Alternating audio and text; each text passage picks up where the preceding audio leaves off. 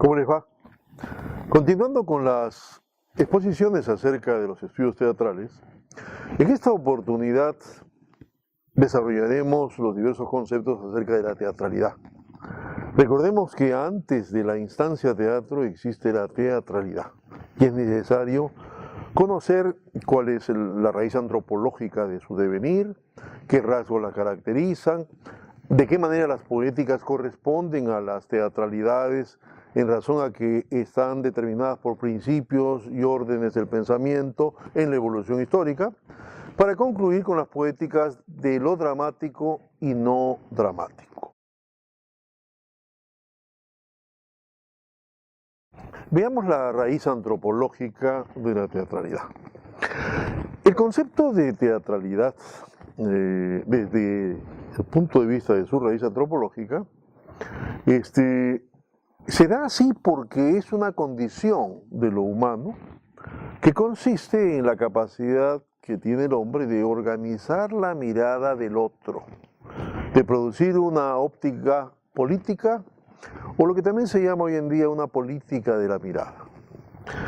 La teatralidad está presente en la esfera completa de las prácticas humanas, en la sociedad, en las innumerables formas en que podemos llamar, digamos, la teatralidad social, en las que también están presentes naturalmente en el teatro, ya que tardíamente el teatro se apropia de la teatralidad para darle un uso específico. Así, el teatro como teatralidad deviene en un acontecimiento en el que artistas y espectadores se reúnen en cuerpo presente, o sea, el convivio, para expectar la aparición y configuración de una construcción, la poiesis, de naturaleza metafórica, que es crear el mundo, paralelo al mundo, con sus propias reglas, en el cuerpo de los actores.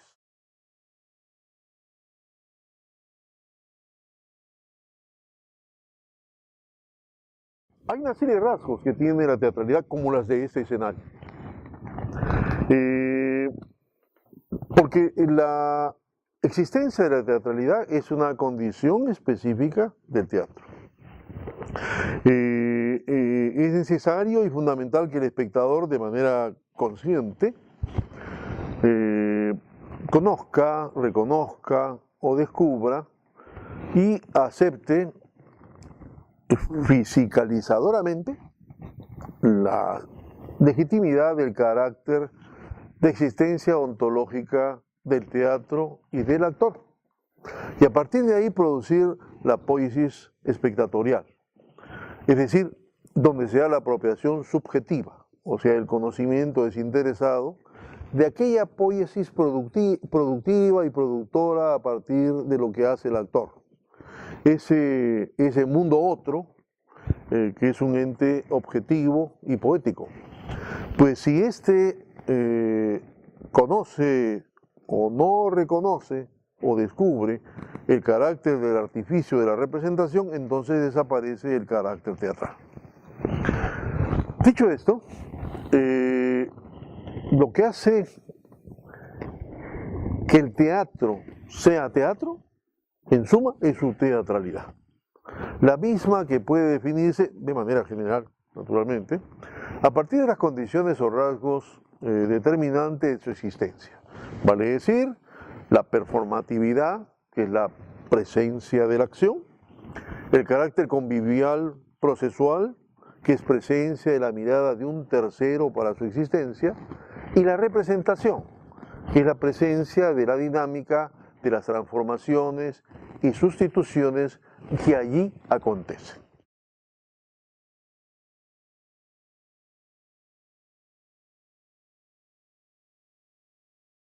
Las poéticas o las poéticas van de acuerdo a las teatralidades o a la teatralidad que se ha instituido. Por eso, para comprender ese fractal básico de una poética, hay que relacionar la innovación de la misma con el entorno del conocimiento que la genera, que le dota de sentido, es decir, que da un lenguaje, recursos técnicos y modos de comunicación. Bueno, diversos principios rigen cada orden de pensamiento, que actúan como operadores sociales y se relacionan con las formas y prácticas del teatro como las conocemos. Pueden resumirse en 4, probablemente haya otras formas de clasificación. Estas 4 se refieren a repetición, representación, representación, interpretación. Una tercera sería interpretación, proyección. Y una cuarta, proyección, deconstrucción. Bueno, veamos cada una de estas brevemente, muy sucintamente, a qué se refiere.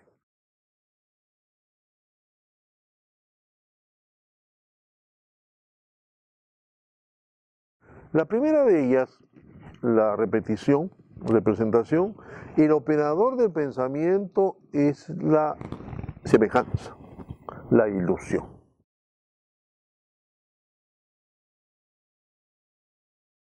El segundo operador de pensamiento es la representación, interpretación, que más bien el operador de pensamiento es la razón, como traductora de la verdad que es la puesta en escena. Por eso es de que hay una cita que dice: la mímesis es un acontecimiento ontológico que hace surgir de la realidad algo que antes no resultaba visible, dotándola pues de un significante que previamente no tenía. O sea que es importantísimo cómo se convierte en una constitución de conocimiento este orden de pensamiento. Hay uno que ya va acercándose a las vanguardias del siglo XX, y la orden que se llama interpretación, proyección, donde el operador del pensamiento es ya lo no racional, el inconsciente, la subjetividad, los contenidos emocionales, la disimetría, la contradicción, la ambigüedad, etcétera, etcétera. O sea, el mundo interno, subjetivo, no racional que establecía el orden anterior referido a la representación e interpretación. Entonces, aquí hay una proyección del sujeto hacia la teatralidad. Y finalmente, el que ya corresponde a los tiempos del siglo fines del 20 y 21, el que se refiere a la proyección de construcción, donde el operador de pensamiento naturalmente es la deconstrucción, donde ocurre una multiplicación de tiempos y espacios, tanto reales como virtuales, y donde se desestructura la forma y se desrealiza el contenido.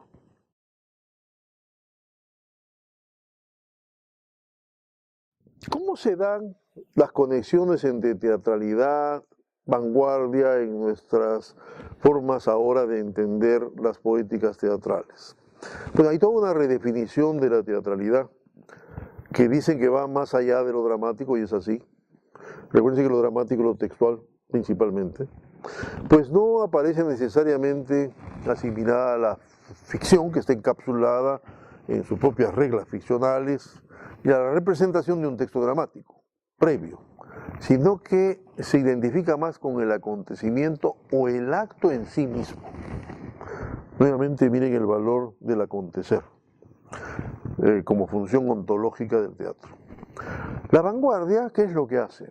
Pone en tensión dos componentes del teatro presentes, desde el origen mismo de lo teatral, lo que llamamos lo dramático y lo no dramático. Bueno, estos dos ejes generan pues una naturaleza liminal, híbrida, de la articulación entre arte y vida en el teatro dramático y en el no dramático, y se implican más allá de la voluntad de los artistas, es decir, se autopoetizan, ¿no? Se autogeneran, se autocrean. ¿Dónde se dan estos ejes y cómo se dan estos ejes de oposición entre el drama absoluto y el llamado no drama? El drama absoluto se centra en el mundo de la representación. En cambio, el mundo liminal, o sea, el no dramático, pone el acento en la presencia del espectador. Un segundo eje. El drama absoluto es ilusionista, ya lo hemos dicho. El teatro liminal es teatrista. Hay autorreferencialidad, metateatralidad y otra serie de recursos. Un tercer eje el drama absoluto se centra en la palabra.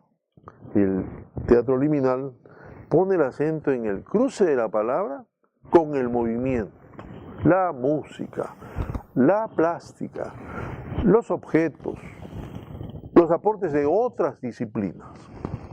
Un cuarto eje de oposición tenemos con que el drama absoluto propone un teatro que cuenta una historia ficcional. El teatro liminal mezcla ficción y no ficción. Borra los límites entre el teatro y la vida. Desdibuja el salto ontológico que la poiesis marca respecto de la realidad cotidiana. Y finalmente un quinto eje de oposición lo tenemos en que el drama absoluto trabaja con la estructura teatral canónica para contar una historia. En cambio, el teatro liminal absorbe, transforma en la matriz del teatro cualquier material no teatral. Documentos, tratados científicos, filosóficos, poesía, etcétera, etcétera. Bien, al término de esta exposición sobre la teatralidad y cómo las prácticas sociales que instituyen la teatralidad como organizadora de la mirada del otro, termina siendo el telón de fondo de lo que el teatro termina apropiándose, tanto en lo dramático como en lo no dramático liminal. Hoy en día podemos ver escenarios naturales, realistas, como también los no decorados, el espacio reconfigurado, el no espacio convencional, el espacio paralelo, el virtual, es decir, hemos desdibujado, desconfigurado, descontextualizado, hemos roto con los contenidos, hemos roto con los textos dramáticos, hemos roto con Aristóteles y estamos creando nuevas formas de teatralidad que, repito, son las más antiguas. Y en estas nuevas formas de teatralidad tenemos una serie de reflexiones y responsabilidades para hacer investigación como actores, porque recuérdense que ontológicamente lo fundamental es el acontecer, es decir, aquello que ocurre enfrente de y en presencia de. Gracias.